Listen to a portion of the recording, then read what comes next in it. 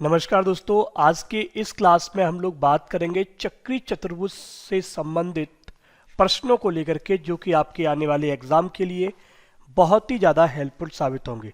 साथियों, केवल 3 रूल आपको याद रखने हैं। केवल वो 3 रूल यदि आपने याद रख लिए तो दोस्तों जो आपके आने वाले क्वेश्चंस हैं वो बहुत ही आसानी से याद हो जाएंगे। सबसे पहली चीज़ दोस्तों, सबसे पहली चीज़ आपको जो याद रखनी है वो है कि चक्री चतुर्भुज के अंतर्गत, ध्यान देंगे, चक्रीय चतुर्भुज, जो भी हमारा दोस्तों चक्रीय चतुर्भुज होगा, अभी मैं बना के बताऊंगा तीनों चीजें, ठीक है। चक्रीय चतुर्भुज के अंतर्गत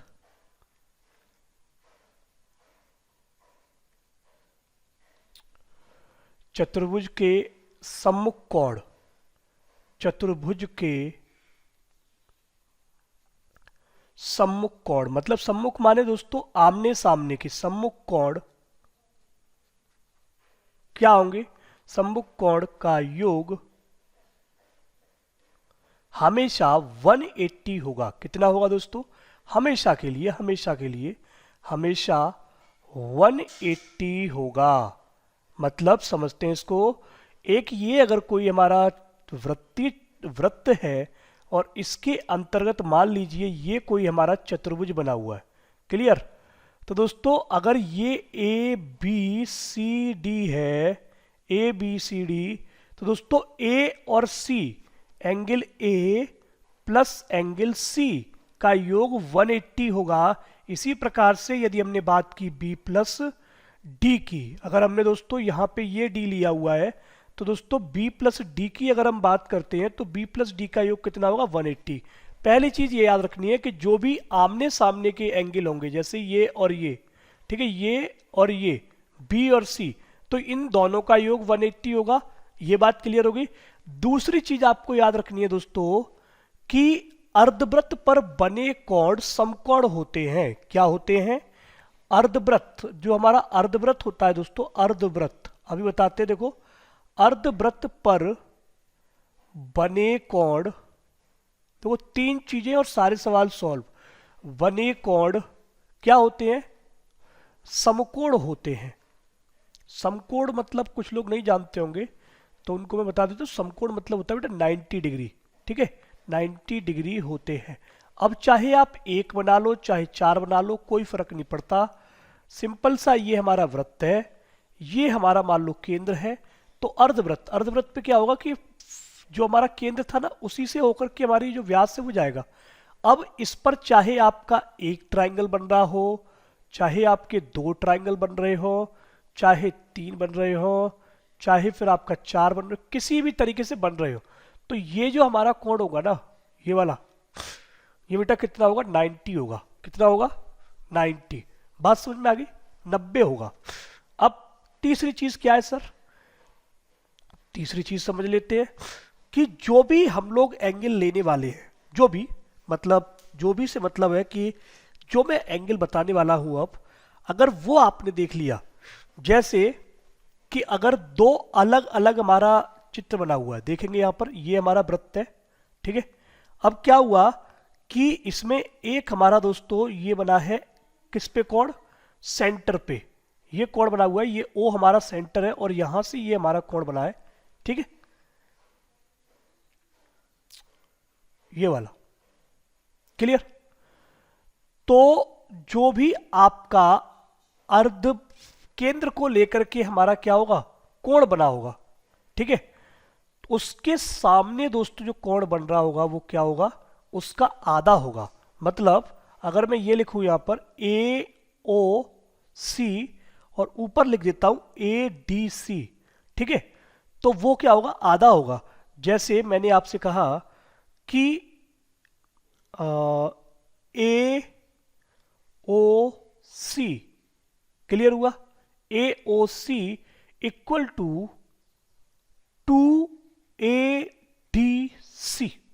मतलब ये, इसके लिए लाइन क्या इस्तेमाल होती है दोस्तों कि केंद्र पर बना कोण, लिखेंगे केंद्र था ना वो, केंद्र पर बना कोण से परिधि पर बने कोण का शेष परिधि पर बने कोण का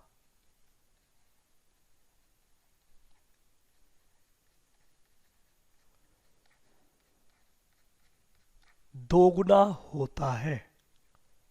कितना होता है भाई? दोगुना। अब समझेंगे यहां पर कैसे कि अगर मान लो ये हमारा 100 दिया हुआ है, ठीक है, तो ये जो होगा ना वो कितना होगा? वो 50 होगा। मतलब सिंपल सी बात समझिए, अगर ए ओ सी हमको 120 दिया हुआ है तो एडीसी क्या होगा? 120/2, यानी कि कितना आएगा? 60। तो ये कितना हो जाएगा? 60। याद रखेंगे ये चीज बहुत इंपॉर्टेंट है। केवल ये 3 रूल और आपके आगे वाले सवाल सारे सॉल्व। चले शुरू करें। चलिए पेन चेंज कर लेते हैं, ब्लैक पेन कर लेते हैं, इसको ब्लू कर लेते हैं अब, ठीक है। चलिए देखेंगे कि अब आपके सामने एक क्वेश्चन है कि एंगल सी और एंगल डी ज्ञात कीजिए। एंगल सी और एंगल डी। अब आपको लिखना क्या है? यदि हमको दोस्तों दिया हुआ है कि एंगल ए इक्वल टू 85 और हमको दिया हुआ है बी इक्वल टू 70, है ना। हमसे कहा गया कि सी को ज्ञात करो और डी को ज्ञात करो। तो आप क्या करेंगे? आप लिखेंगे कि ABCD इज द चक्रीय चतुर्भुज। ABCD क्या है? ABCD चक्रीय चतुर्भुज है। ABCD चक्रीय चतुर्भुज है। तो क्या करोगे? Angle A plus angle C bracket में इक्वल टू लिख दोगे 180। अब ब्रैकेट में एक्सप्लेन कैसे करोगे? क्योंकि चक्रीय चतुर्भुज के आगे लिखोगे चक्रीय चतुर्भुज के आमने सामने के कोण का योग 180 होता है, या सम्मुख कोण का योग 180 होता है। तो ए कितना है बेटा? ए है आपका 85 प्लस सी इक्वल टू 180। तो सी की वैल्यू दोस्तों कितनी आ गई? 95। कितने बच्चों को ये बात मेरी समझ में आ गई? कितने बच्चों को ये बात मेरी समझ में आ गई?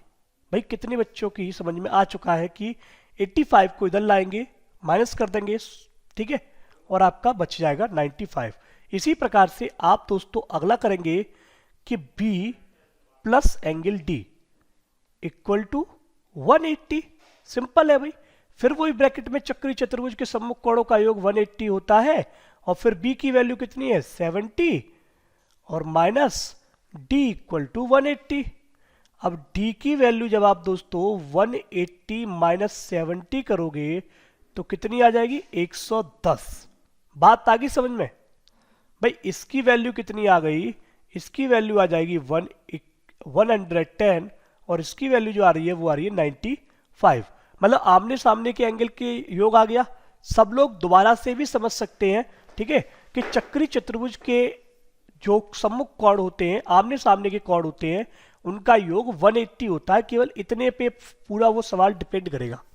चलते भाई, एंगल बी ज्ञात कीजिए यदि डी इक्वल टू 120 हो तो ध्यान देंगे हमें दिया हुआ है angle D equal to 120 degree, और साथ ही साथ ये भी कहा गया कि ये क्या है? एक चक्रीय चतुर्भुज है।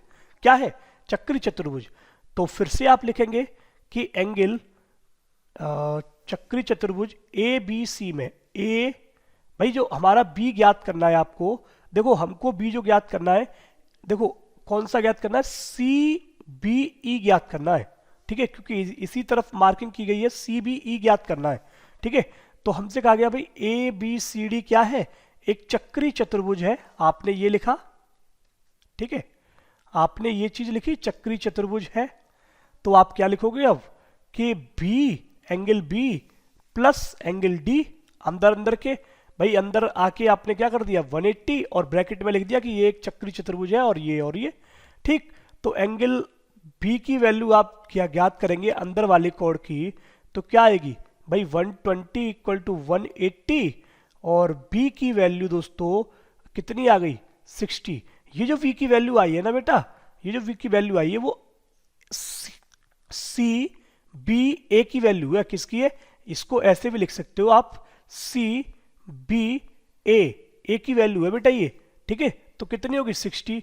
अब आप क्या करोगे कि angle C B A plus angle C B E equal to 180, क्योंकि भाई ये क्या है, ये हमारी एक सीधी लाइन है और सीधी लाइन का योग 180 होता है।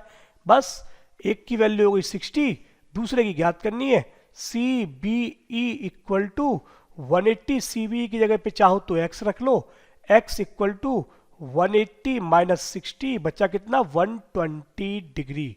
क्लियर हो गया, this is the right answer for C and E. Clear, आगे बढ़ते हैं दोस्त बिना किसी दिक्कत के साथ। देखो झमेले नहीं पालने अपन को झमेले नहीं पालने। देखो यहाँ पे क्या है कि C और D ज्ञात कीजिए। भाई वही चीज चक्री चतुर्भुज है, ये दिए हुए हैं, वो लिखना सब कुछ, और फिर क्या करोगे एंगल A प्लस सी 180। भाई A की वैल्यू कितनी है 65 plus angle C equal to 180, और C को आप ट्रांसफर करेंगे 65 को उस तरफ, तो आपको कितना मिलेगा दोस्त 115, है ना 115। फटाफट से हो गया। चलेंगे दोस्तों इसी प्रकार से कि D ज्ञात करना है, तो D के लिए B plus angle D equal to 180। भाई D हमको ज्ञात करना है, B दिया हुआ है, वो भी कितना 70 plus angle D equal to 180। दोस्तों D को निकालने के लिए आप 70 को ट्रांसफर करेंगे, 180 में से घटेगा वो आपको कितना दे देगा 110 दे देगा। क्लियर हो गई। C की वैल्यू कितनी आई थी 115, उसी प्रकार से D की वैल्यू 110। अगला सवाल देखते हैं, थोड़ा सा अच्छा सवाल, एक अच्छा सवाल कि O दोस्तों यदि दिए गए चित्र में O वृत्त का केंद्र है, ABCD एक चक्री चतुर्भुज है, यदि ADC इक्वल टू 140 डिग्री हो तो BAC ज्ञात करो। अब ध्यान दो BAC ज्ञात करना है, BAC ये वाला एंगल ज्ञात करना है। तो देखो सबसे पहली चीज क्या है, ABC हमारा क्या है भाई कि जो त्रिभुज है दोस्तों वो अर्धवृत्त पर बना हुआ है, तो ये जो कोण होगा, ये वाला कोण जो होगा वो कितना होगा भाई 90 डिग्री होगा ना। दोबारा देखते हैं इसको, फिर से देखो ये वाला कोण कितना होगा भाई 90 डिग्री होगा। यानी कि हम लिख सकते हैं कि angle A C B equal to 90 degree. अब लिख सकते हो क्यों है वो, तो कह दो कि A B C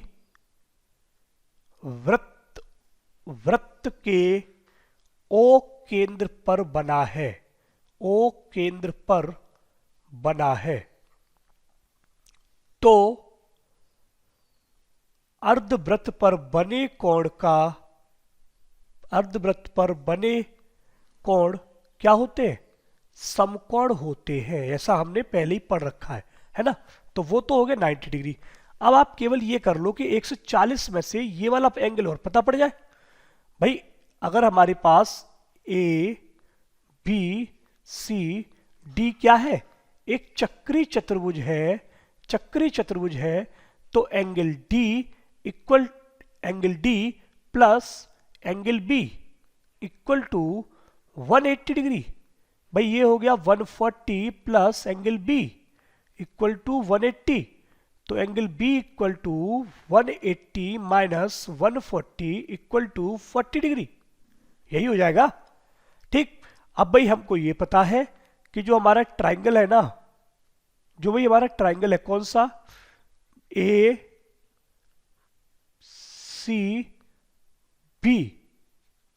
ठीक, अब आप क्या करोगे, angle A plus angle B plus angle C equal to 180। अब भाई देखो 180 कर लोगे तो A की वैल्यू हमें दी नहीं है, B की वैल्यू हमारे पास दोस्तों आ चुकी है कितनी 40 प्लस सी की वैल्यू हमारे पास 90 ऑलरेडी है, 180 में से इसको माइनस करोगे, एंगल ए की वैल्यू आपके सामने हाजिर है दोस्तों, प्लस 130 इक्वल टू 180, तो एंगल ए इक्वल टू 180 में से 130 गया तो आपका कितना बचा दोस्त, 50 degree. Angle A equal to 50 degree, कितना, 50 डिग्री दोस्तों। ये आपका 50 मिल गया आपको, ये आपका 40 मिल गया, तो इन सब का योग 180 हो गया। ट्राइंगल में दोस्तों कोण का योग 180 ही होता है। चलेंगे दोस्तों आगे की तरफ। यदि एंगल ए यदि एंगल ए और एंगल सी कितना हो बेटा, इक्वल हो, तो एंगल ए ज्ञात करो और एंगल डी ज्ञात करो। देखो अब डी ज्ञात करना बहुत सरल है भाई, चक्री चतुर्भुज है तो आप क्या करोगे, angle B plus angle D equal to 180 bracket में लिख देना। चक्री चतुर्भुज के समकोणों का योग 180 होता है, बस वहां पे रख दो आप बी की जगह पर 95 plus angle D equal to 180। दोस्तों 90 90 180 होता है, इधर 95 आ गया तो उधर एक कम कर दो, यानी कि डी इक्वल टू कितना आ जाएगा, 85। अब बात आती है कि एंगल ए और एंगल सी क्या है, बराबर है, ठीक।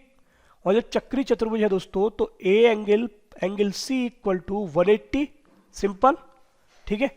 जब ये दोनों हमारा 180 है तो हम ये भी कर सकते हैं कि एंगल 2A, क्योंकि ये दोनों बराबर दे रखे हैं, फिर 2A इक्वल टू 180 इधर लिख दोगे, क्योंकि angle A equal to angle C। अब भाई A की वैल्यू कितनी हो जाएगी, 90 डिग्री, C की वैल्यू कितनी हो जाएगी, 90 डिग्री। कैसे भाई, सॉल्व कर दिया हमने, तो आपका ये भी सवाल हो गया।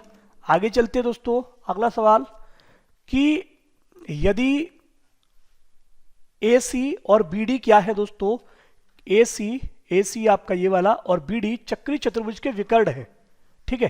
तो ACB इक्वल टू दिया है इन्होंने, ACB angle ACB equal to दिया है 52 डिग्री और एंगल BAC इक्वल टू दिया है 48 डिग्री। अब ध्यान दो मेरी बात पे, अगर मैं दोस्तों ट्राइंगल ये वाला ले लूं जो ACB, अगर मैं ट्राइंगल ACB ले लेता हूं, ठीक है, तो दोस्तों क्या होगा, ठीक है, ACB में, ठीक है, क्या लेंगे, ACB में, ध्यान देते हैं यहां पे ACB में।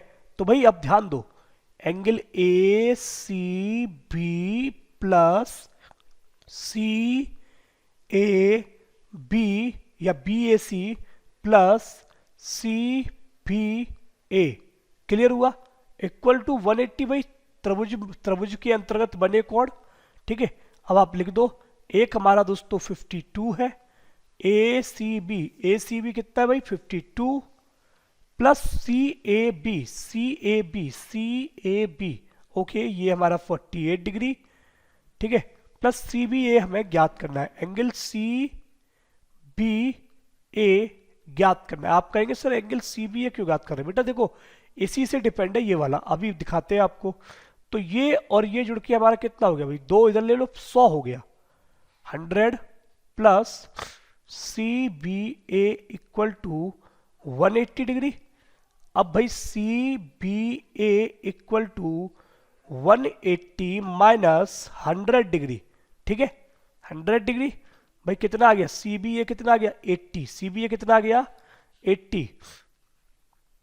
अब ध्यान दीजिए भाई, ABCD हमारा क्या है, ABCD क्या था, चक्रीय चतुर्भुज था, ठीक है।